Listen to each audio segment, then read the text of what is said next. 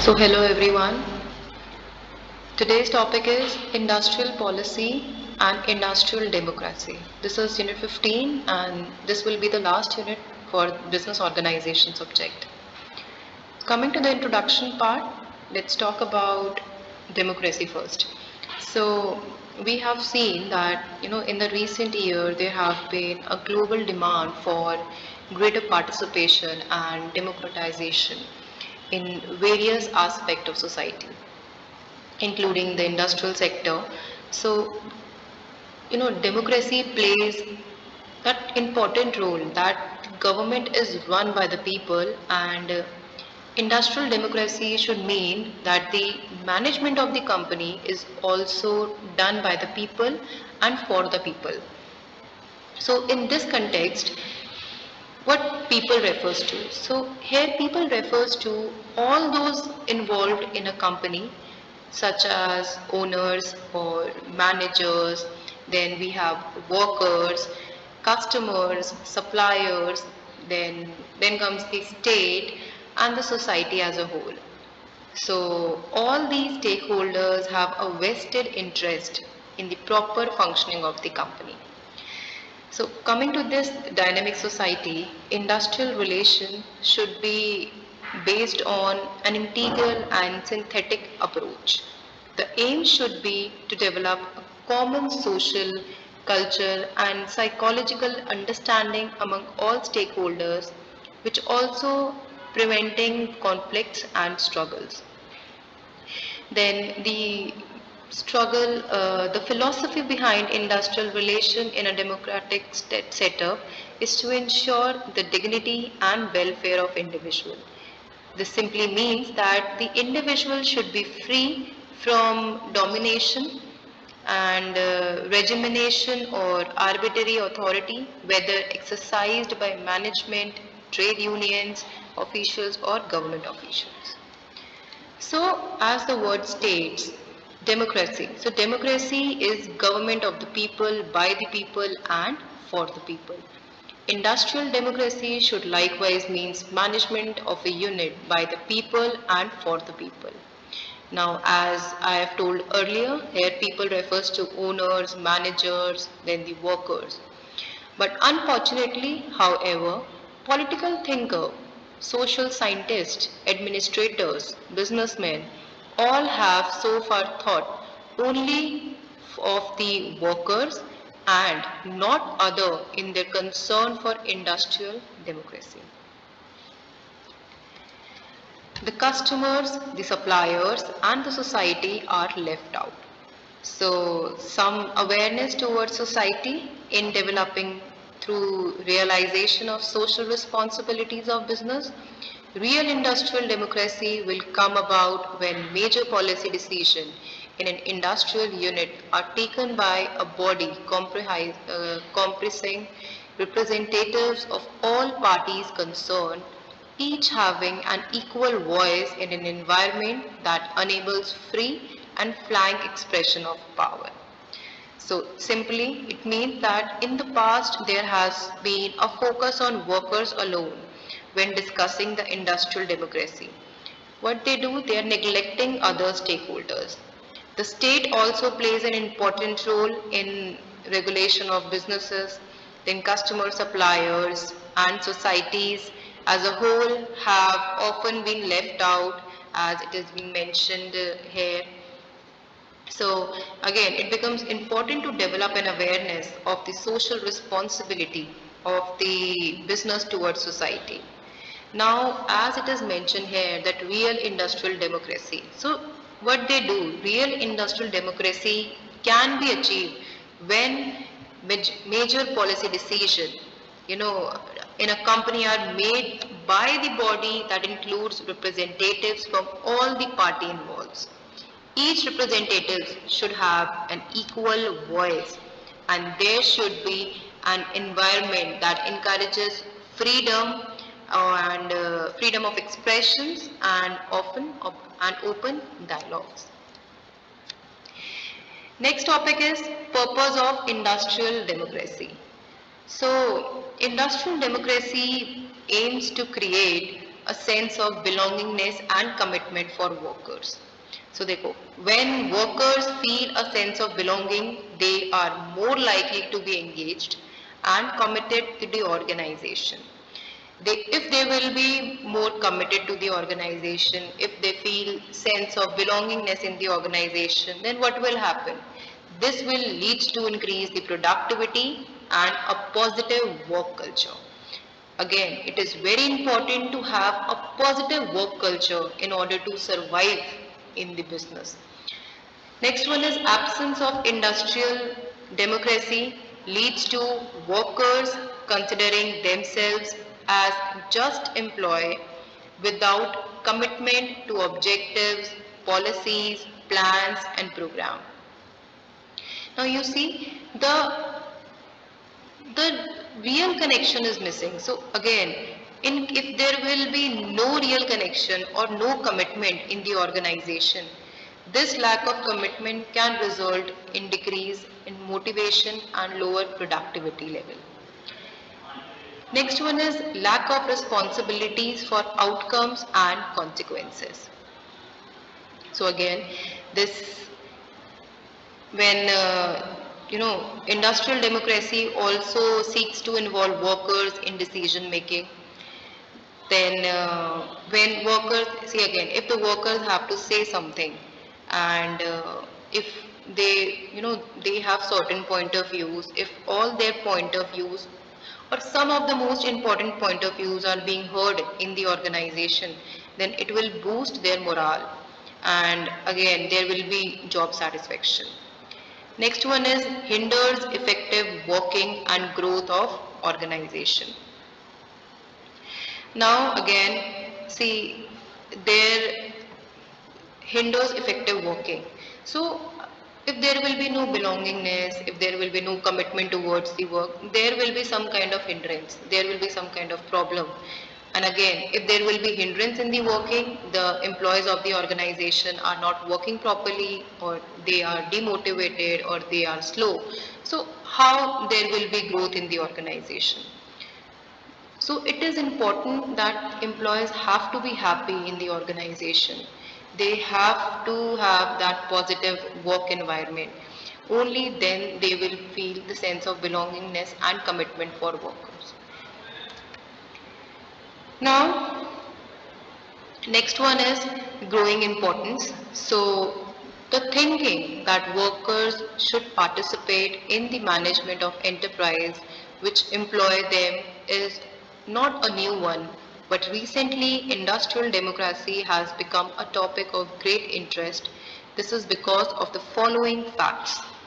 So the first one is result of experiments during and after World War II with with workers' cooperation. So now see, there are various countries which initiated experiment during and after World War II. Why? To increase the productivity or to increase the production with the corporation of workers through the formation of productivity council, then work councils, they have joint consultation committees and workers council. These experiments have now matured, which leads to increase the interest in industrial democracy. Next one is tradition of negotiation in countries like England and Scandinavia. So again, see, these are some of the countries who are doing negotiation, which has been the traditional method of solving the industrial problem. But the current economic and the social climate in these countries allows to responsible discussing on the industrial democracy. Next one is the awareness of the link between worker cooperation and increased productivity. So, see, productivity. Now again, productivity is very important when it comes to business.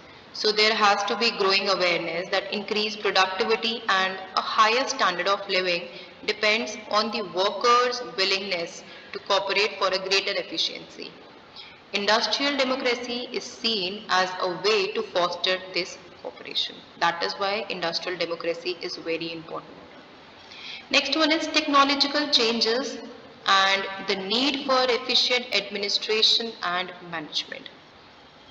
So, over the period of time, we all have seen the technological advancement and economical growth, which the economy is seeing nowadays. So, efficient administration and skilled management are seen as an essential for the welfare of an enterprise. So this requires management to involve and engage employees in their efforts, which can be facilitated through industrial democracy. So, in short, the factors driving the recent interest in industrial democracy includes the maturity of various experiments, which is being mentioned in the first point, then the tradition of negotiation in certain areas mentioned in the second point, the recognition of the importance of workers' cooperation for productivity mentioned in the third point, and the last one states the need for efficient administration and management in the face of technological changes.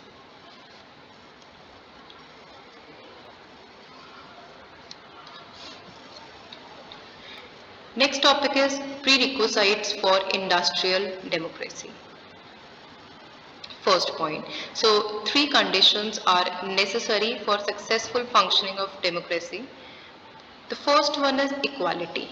So, equality here means equality for all citizens. Every citizen should be treated equally without discrimination based on nationality, caste, religion, sex, ethnicity, or financial condition. So, see again, these equality points highlights the importance of actively participating equality rather than just paying lip service to it. Next one is freedom. So here in freedom, we are talking about freedom of movement and autonomy. So what this freedom of movement and autonomy states? It states that every citizen should have the freedom to move and engage in daily life activities without unnecessary restrictions.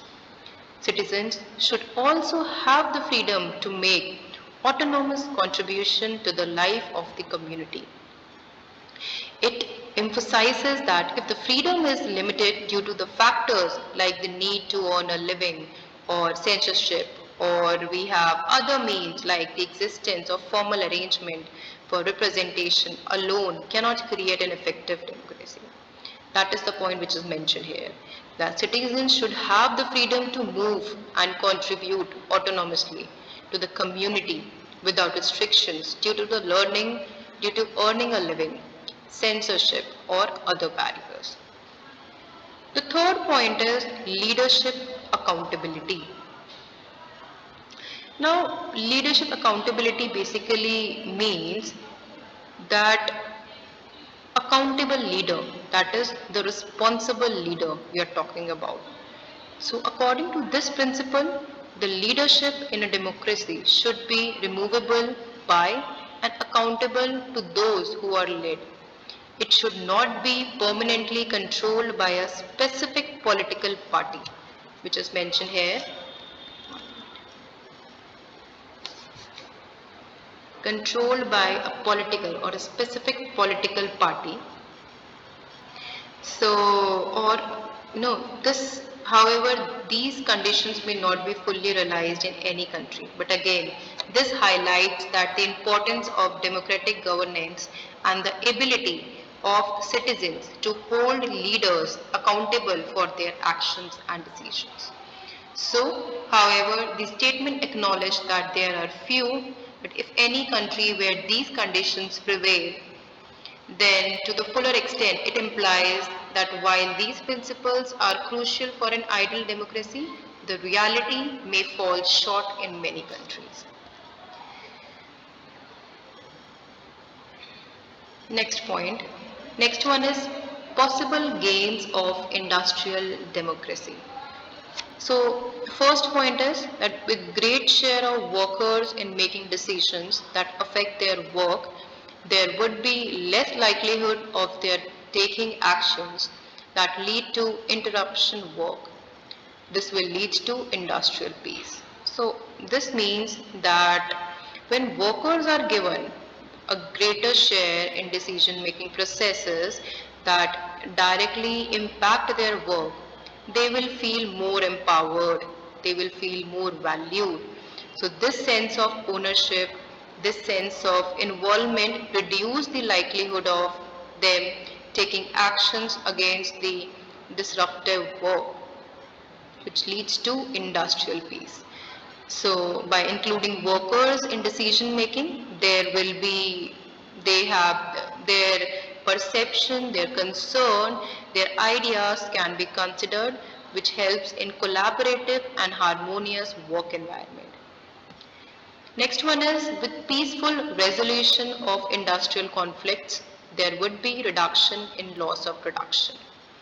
So this particular statement states that when industrial conflicts are resolved peacefully through open dialogues, through negotiations and compromise, there is a significant reduction in the loss of production.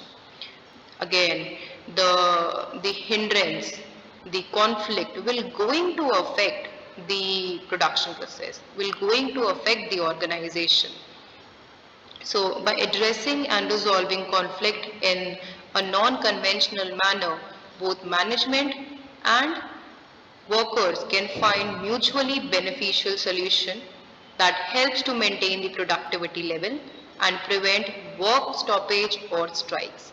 This contribution to a more stable and efficient industrial environment. Next one is democratization leads to human happiness in the industrial community. This will possibly lead to a decline in voluntary absenteeism, sickness, accident, labor turnover and other symptoms of maladjustment. Now, this is something which is very serious when it comes to, the gains or the losses. So this process in industrial community where workers have a voice and they can influence in decision making can lead to increase human happiness. So when workers feel valued, they feel respected and if they will be involved in a decision making process, they experience a great sense of job satisfaction. And again, this will turn leads to decline in the voluntary absenteeism and accidents or labor turnover.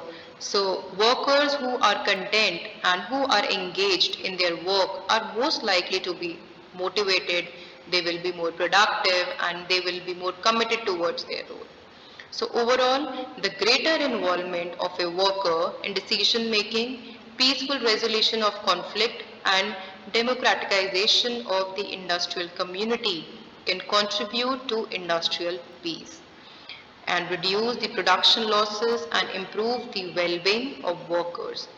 These factors ultimately lead to a more harmonious and productive work environment.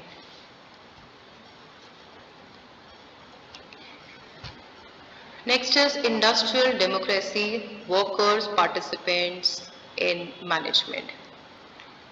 So, if perfect democracy is just an idea, while can be attempted and approached as proximately and humanly as possible, it is more so in industrial democracy, where superior subordinate relationships are more prominent between the employer and employees, managers and workers, and between one level of hierarchy of organization and the other. Some efforts have been made in this direction in various countries.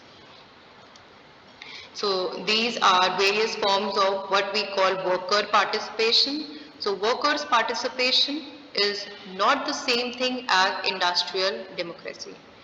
So industrial democracy is an ideal and an ultimate goal that should be approached for the benefit of the employee, the industry and the society as a whole, whereas workers' participation is a process through which efforts are being made to the approach that goal.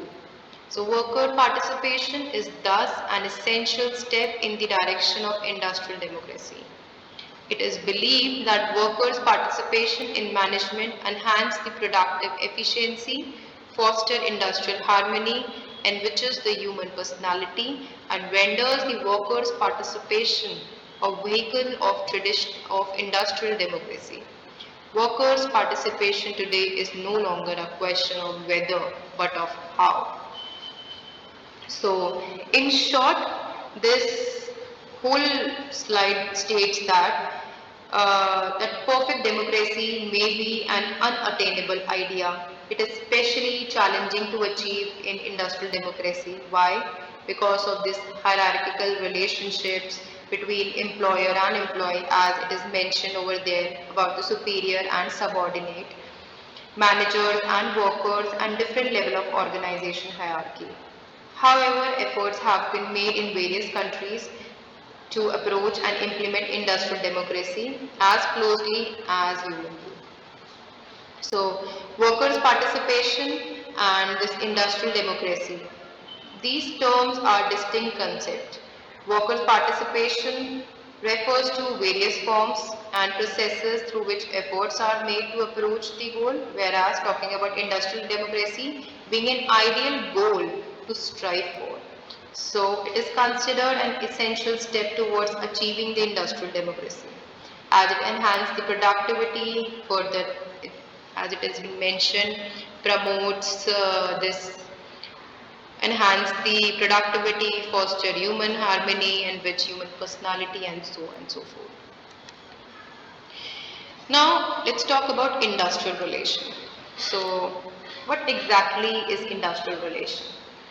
So, industrial relation refers to the overall relation between management or employee and government in an organization, regardless of whether it is industrial or non-industrial.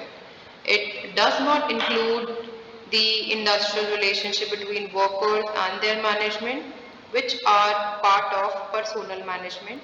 Industrial relation involves both cooperation and conflict, as there are differences in interest, power imbalances, and external factors that can affect this relationship. That is the point which is mentioned here, that industrial relationship is used to denote the collective relationship between management, employee, and government or non-industrial organization. Industrial relationship of workers with their management are thus excluded from the scope of industrial relation and form a part of personal management. So, nature of industrial relation. So, industrial relations are always a mixture of cooperation and conflict. However, much cooperation may be sought as an organization objective. Some conflict will always remain. So, there are at least three reasons for it. First one is that both the groups, labor and management, develop different orientations and perception of their interest. They also develop generally negative images about each other. So it simply means that labor and management develop different orientations and perception. Now, which leads to negative image about each other. How that each group has its own perception, correct? Each and every person, each and every group, each and every individual, they have their own perception on what is important and beneficial for them. Let's take an example. So, for example, suppose there is a labor may prioritize higher wage and better working condition, while if you talk about management, they have a different perspective. So, they will prioritize cost control and productivity.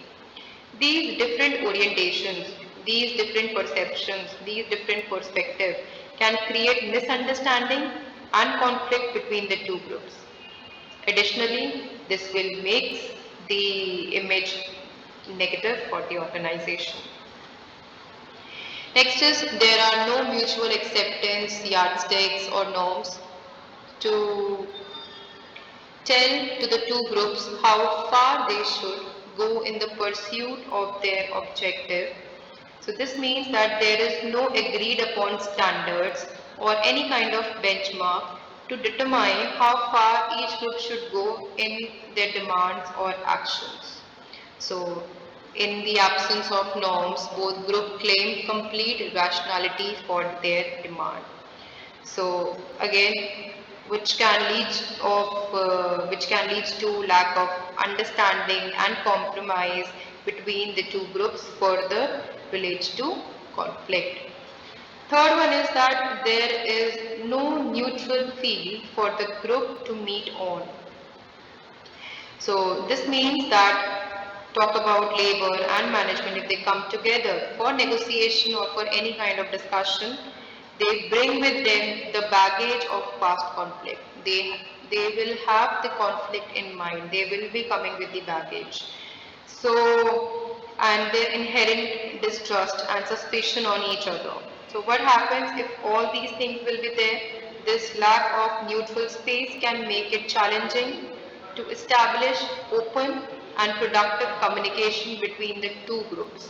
So the carryover from past issue and the existing distrust can hinder the ability to find the common ground and reach mutually beneficial agreement.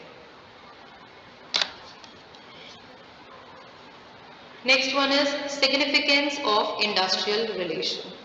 So the significance of good industrial relation in any country cannot be overemphasized. Good industrial relations are necessary for the following reason. The first one is to help in the economic progress of a country. So the problem of an increase in productivity is essentially the problem of maintaining good industrial relation.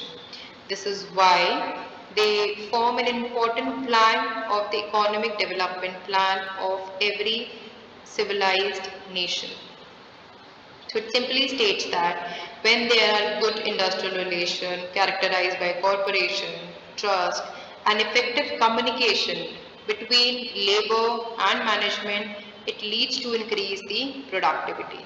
Thus, in turn, contribute to economic growth, economic welfare, economic development.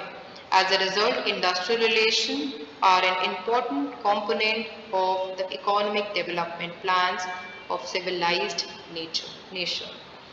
Next one is to help the establishing and maintaining the two industrial democracy, which is a prerequisite for establishing of a socialist society.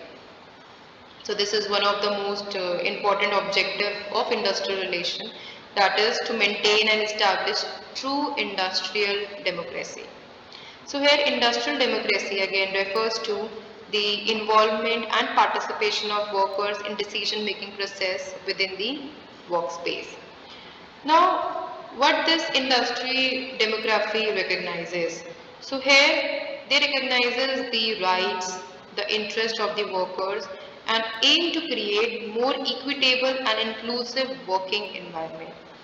Again, so by promoting this industrial democracy, industry relation contributes to a greater foundation for the establishment of a socialist society. Now, in socialist society, what happens? There are workers, so workers have a say in shaping their working conditions and have a fair distribution of resources, ensuring a more just and equal society.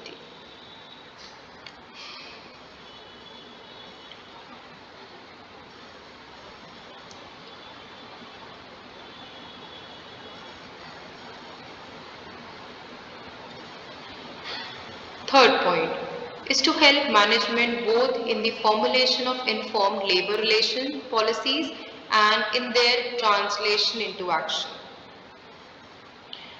So this means that simply good industrial relation involves understanding the needs and concern of employees, correct? Because see, industrial relation means the relationship between management, the relationship between workers, how they treat the workers, their how they handle the grievances, or will are they providing equal opportunities to the workers. So by providing these kind of guidelines and support in developing labor relation policies, industrial relation help management create a positive work environment that foster the employee satisfaction, engagement and productivity.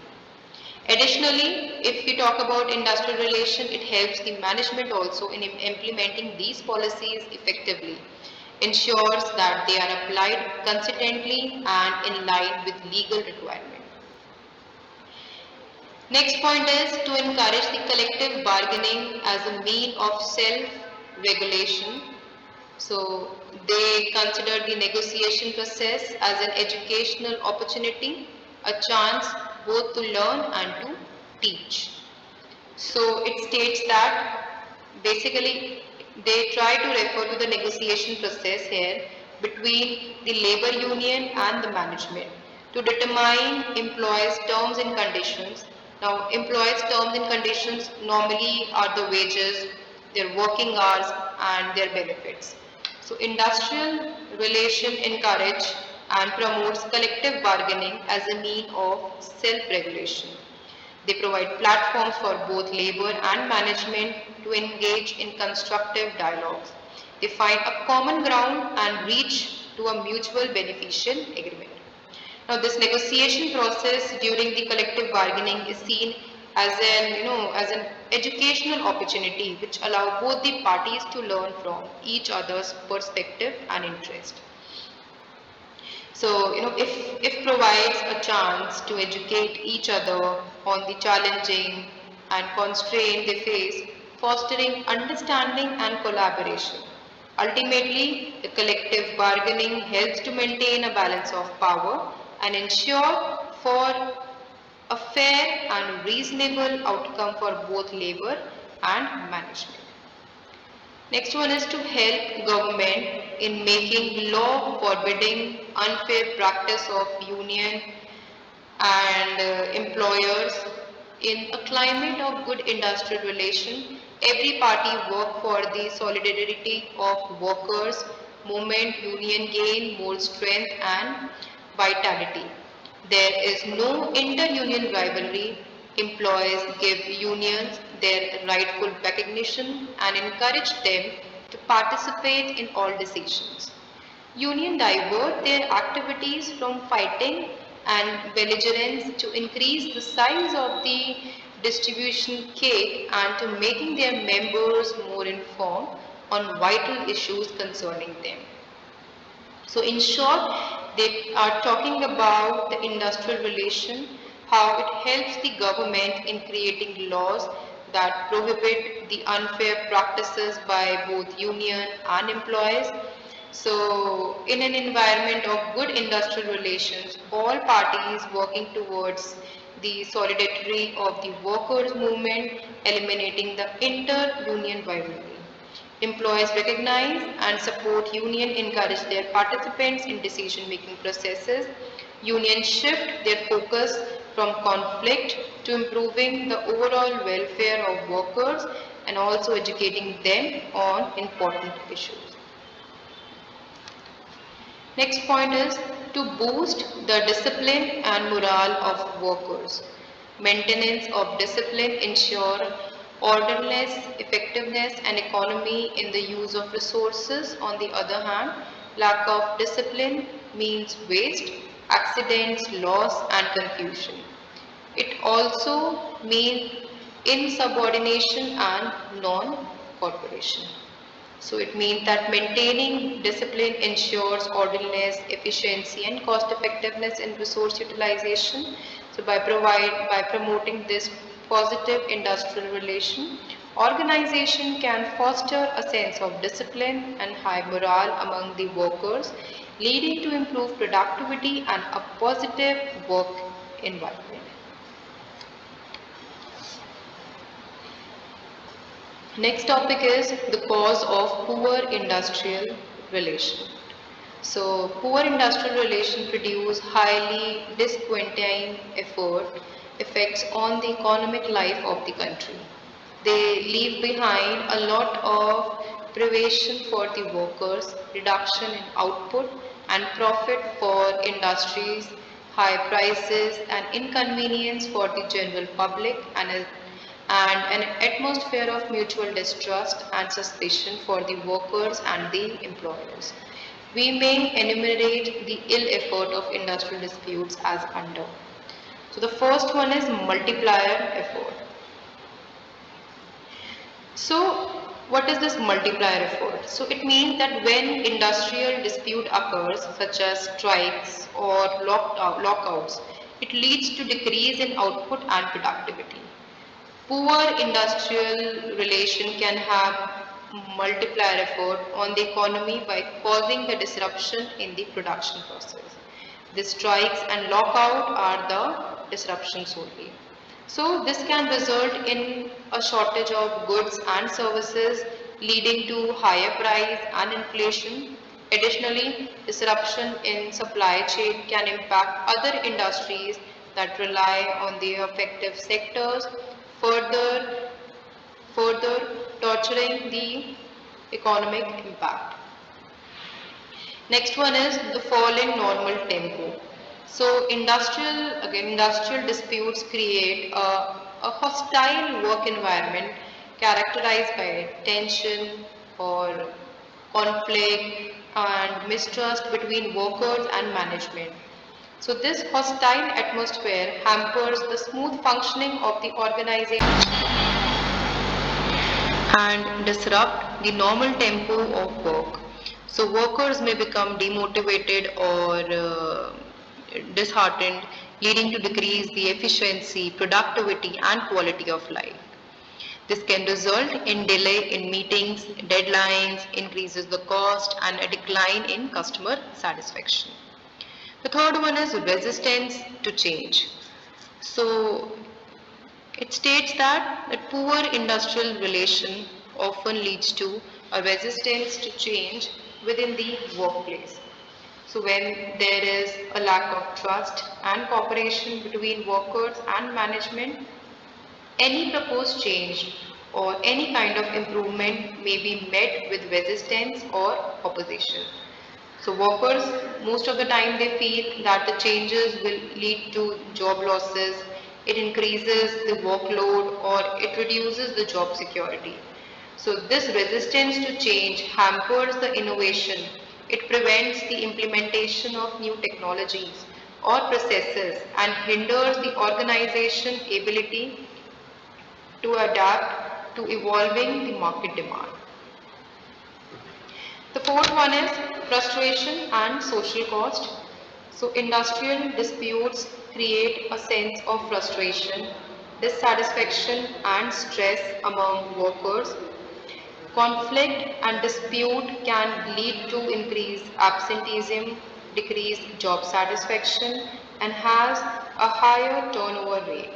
The negative work environment created by poor industrial relation can also have a significant effect on social cost.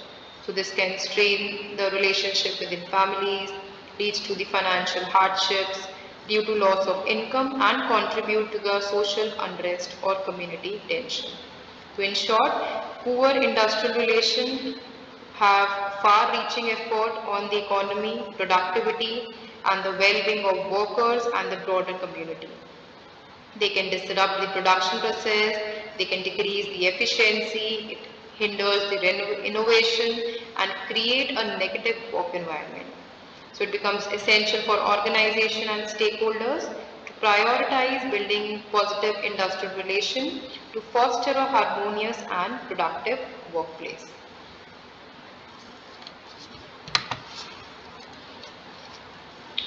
The next topic is suggestions to improve the industrial relation. The first one is to develop the constructive attitude towards each other. So foster positive and collaborative relationship between management and union to improve the industrial relation. So it means that this can only be achieved such as fostering relationship, then respect, trust, collaboration. This can only be achieved through open communication, active listening, acknowledging the values and contribution of each party. So encouraging a sense of teamwork and shared goals can help to create a positive work environment where conflict are addressed constructively. Second point is clear communicate policies and procedure. So ensure that all employees understand and agree with the established industrial relation policies, promoting transparency and clarity. So clear and transparent communication of industrial relation policies and procedure is crucial to avoid misunderstanding and conflict. So employees have to be informed about their rights, their responsibilities, and the processes for addressing their grievances or dispute. By ensuring that everyone is on the same page, organization can minimize the confusion and promote fairness and consistency in their approach to industrial relations. Third point is to address rumors and doubt. So proactively address and resolve any rumor or doubt among employees to prevent the escalation of conflict. So it is important for management and union leader to proactively address and dispel any rumors or doubt among employees. This can be done through regular communication, providing accurate information and addressing the concern openly and honestly. So by addressing the issues promptly and transparently, organization can prevent conflict from spiraling out of control. Fourth point is to encourage the right kind of union leadership. Support the growth and development of competent and constructive union leader to foster effective representation and communication. So this states that organization should actively support the growth and development of union leaders who are constructive, have collaborative skills and committed to the best interest of both the workers and organization. Providing training and resources to union leaders can help them better understanding the organization goal and challenging the enables them to contribute to positively to the industrial relation processes. Next point is properly administered the agreements, which ensure that agreement reached between management and union are implemented, interpreted and enforced in both letter and spirit. So it states that again this also requires a clear communication, documentation and follow through on both the sides. So by honoring the commitment made in agreement, organization can build trust and credibility with employees and union, fostering positive industrial relations. Sixth and the last point, recognize workers' loyalty. So acknowledge and respect the loyalty that workers may have towards both their organization and their union, promoting a harmonious and balanced relationship. So now recognizing and appreciating the loyalty that workers may have towards both their organization and their union can contribute to positive industrial relation. This can involve acknowledging the contribution of workers, celebrating the milestones and achievement, and providing opportunities for employees' input and engagement. So by demonstrating the appreciation for workers' loyalty, organization can foster a sense of belonging and commitment which can positively impact the industrial relation. So in summary, we can say that building positive industrial relation requires proactive effort from both management and union by fostering constructive attitude, clear communication, addressing doubts and rumors, supporting effective union leaders, then properly administrating the agreements, recognizing this work loyalty, organization can create a harmonious and proactive work environment. Thank you.